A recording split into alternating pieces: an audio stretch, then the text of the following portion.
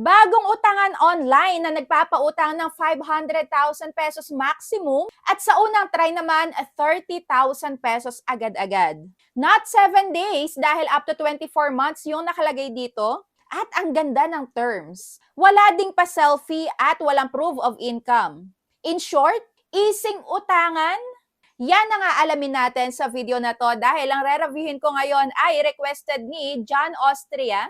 Ma'am, yung Peso Piggy Save Dreams pa-review po. So yan nga yung uutangan ko ngayon at bibigyan nga natin ng feedback kung kautang-utang ba ngayong 2026. Kaya simulan na natin.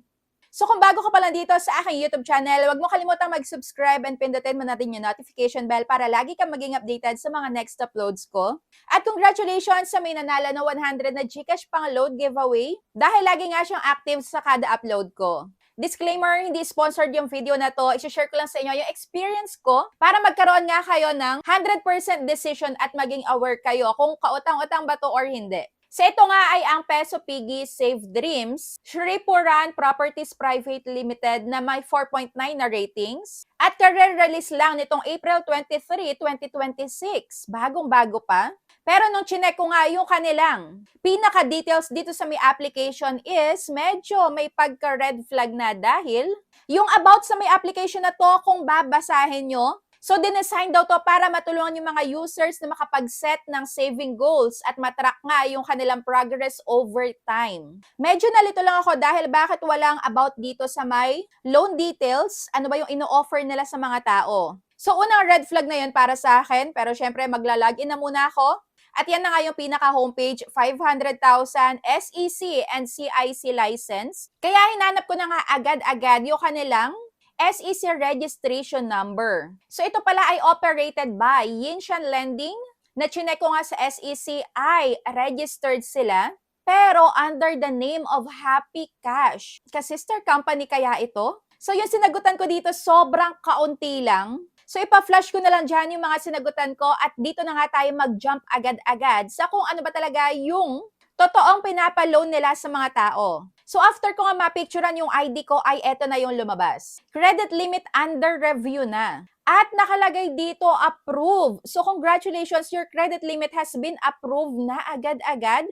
Select your desired loan amount and term to receive your funds immediately. So ayan, for the receive loan na nga ako dito and eto na yung bumungad sa akin agad-agad. So yung pinakauna ay 30,000 pesos at yung maximum 500,000 pesos na para sa akin guys is too good to be true dahil unang-una yung kanilang loan application ay do sa about app nila ay walang about loan computation, walang loan details, wala ding proof of income, walang selfie. Pero ganitong kalaki yung ipinapaloan sa mga tao, medyo para sa akin is parang hindi 100% kapani-paniwala. Dahil tingnan nyo naman, yung loan terms, 3 months, 6 months, 12 months, 18 months, at 24 months. So yung loan amount ko, syempre sa pinakauna lang ako, 30,000 pesos at yung interest na lumalabas, 375 pesos lang. Kaya ang babayaran ko in total ay 30,000 pesos, 375 at may monthly interest rate na sobrang liit guys, 0.42% lang. At yung monthly repayment ko is hati-hati talaga siya, 10,125. So, chinek ko nga itong repayment details. So, lumalabas naman din na totoong ito lang talaga yung amount pero hindi tayo sure hanggat hindi natin nare-receive. Lagi kong sinasabi sa inyo, to receive is to believe. Hanggat di natin nare-receive, wag muna tayong maging masaya dahil baka paasa nga. So, eto na nga. Sa 6 months, hati-hati din. Yan ang loan details. Ang interest lang ay 750 sa loob ng 6 months. Sobrang liit. Pagka 12 months naman ang pinili ko, ang total interest ay 1,500 tapos ang monthly repayment ay 2,625.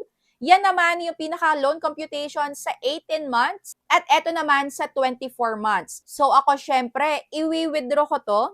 Pero meron nga ako ditong nakita sa may ibaba. Akala ko eto na yung pinaka-last. Meron pa palang processing fee akong nakita dito sa may ilalim. Meron nga 300 pesos at may naka-note. You need to pay a processing fee to the bank to get the loan immediately. which is applied as an interest discount. If the loan is canceled, the fee will be refunded within 7 days. So dito lumalabas na bakit kailangan nating mag-send agad-agad upfront fee na 300 pesos. Dahil kung nangungutang nga tayo, di ba dapat tayo yung bibigyan ng pera, tayo yung pauutangin, bakit sa sariling bulsa pa natin manggagaling yung 300?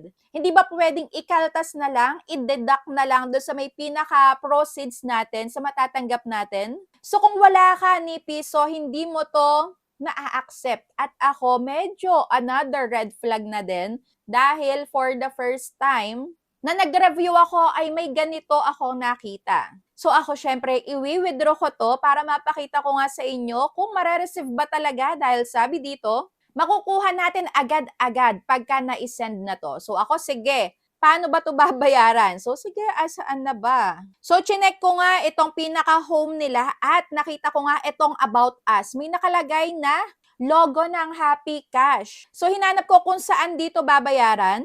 At okay, so eto na pala. So nung kinlik ko nga yung pinaka-processing fee, may lumabas dito na Pay Now. So babayaran talaga. Ako, maglalabas ako agad-agad na 300 pesos na madami-dami na din ako mabibili dito, pang ulam sa araw-araw, pang load. So kayo, ano ba yung magagawa ng 300 pesos sa inyo? Malaki na din, di ba? Pambili din ng bigas. Pero sige, para makita natin kung legit, pay now ko na. So babayaran ko na guys kahit na masakit sa akin.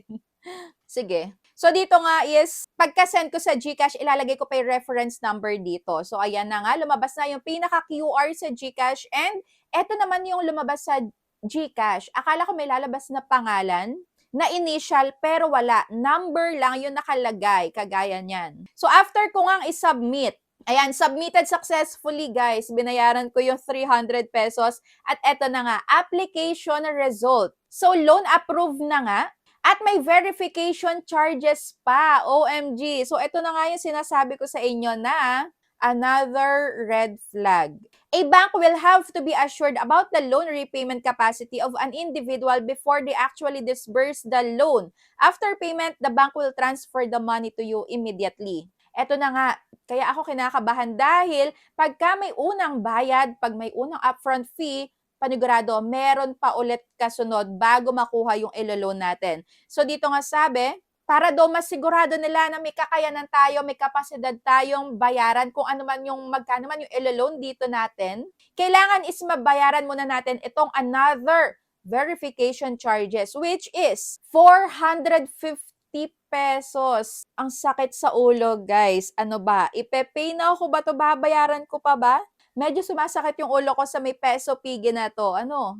Parang naguhulog tayo ng coins sa may peso pigi na to. Parang alkansya sila. No? Nilalagyan natin ng mga charges, ng mga upfront fee yung kanilang alkansya. So dito medyo talagang hindi na ako desididong bayaran to. Kaya nag-search nga ako about dito sa may mga upfront fee. Ano? Illegal ba yung mga ganito? So, meron nga ako na research about SEC. Ayan, from SEC na guys, na advisory. So, warning to about dito sa may mga advance fee. At sabi nga dito, claims that advance payment is required by the SEC prior to the release of a loan are false and contrary to law. The public is advised not to believe require the public to make an advance payment as a condition for the release of a loan. So, ayan na, galing na mismo sa SEC, kaya buti na lang, hindi ko na to kinagat pa. So, I'm so sorry kung hindi ko na to ipagpapatuloy sa may 450 na to. So, tayo nga yun nangungutang. So, dapat, kung meron mang ganitong processing fee, mga charges, kinakaltas na lang nila kung talagang sila ay legal na nagpapautang. Gusto talaga nilang makatulong, so hindi na tayo dapat pa yung magbigay ng paunang bayad para lang ma-release yung ilo-loan natin, lalo na ang laki. 30,000 agad-agad kung sa may Revi Credit nga, sa may CIMB, and sa may Revi Personal Loan ko, hindi ako kinuhanan ng pinaka-upfront fee, wala akong pinaunang bayad sa kanila para lang ma-receive ko yung loan ko, lalo na ang laki din na pinapaloan sa CIMB Bank, walang upfront fee na ganito. And kagaya nga ng sabi ko sa inyo, ang daming red flag ko dito nakita. Wala man lang selfie, katunayan na ikaw talaga yung nangungutang dito. Kaya medyo nakakatakot yung mga ganitong utangan online. Kayo na yung mag-decide kung ipagpapatuloy nyo yung pagla-loan dito or hindi. Dahil galing na nga to sa SEC advisory na wag tayong makipag-transact sa mga ganitong nagpapautang online sa mga lending application, online loan application kung ayaw nyo sumakit yung ulo nyo. So dito nga tinry ko na i-cancel yung aking paunang bayad na 300 pesos. At sabi dito, if you cancel your loan, you will not be able to get another loan within 30 days and your credit qualification will be affected. Okay lang. Ayan, ang mahalaga is ma-refund to at i-update ko kayo in 3 to 5 days dahil sabi nga is ipaprocess pa daw ng bank yung cancellation ng loan at i-expect ang 3 to 5 days na pag-iintay. At may isa pa pala, may nakita ko na nagbayad din ng 300 pesos. Sabi niya, I'm done pay the processing fee but there's no response yet. O diba? So January pa to, OMG. So January 2026 tapos anong month na ngayon? May na pero wala pa rin yung kanyang refund. So goodbye na lang sa 300 pesos ko. Comment down below kung uutangan nyo pa ba to or hindi. Ano yung masasabi nyo sa loan application na to? Share nyo naman dyan sa comment section. So yun lang guys, always be vigilant. Talagang think before you accept any loan application. Make sure na nagbabasa kayo ng mga ratings and reviews bago kayo mag-try dahil napakasakit sa bulsa pagka hindi ito yung ina-expect natin na ma-receive. Yung 30,000 pesos daw tapos sobrang laki pala ng makakaltas, ano? So that's it for today's video, guys. Kung may gusto pa kayong loan application na ipapa-review, comment down below. Pero para sa akin, not recommended. I'm so sorry dahil ang dami kong red flag na nakita. So yun lang. See you on my next vlog. Bye!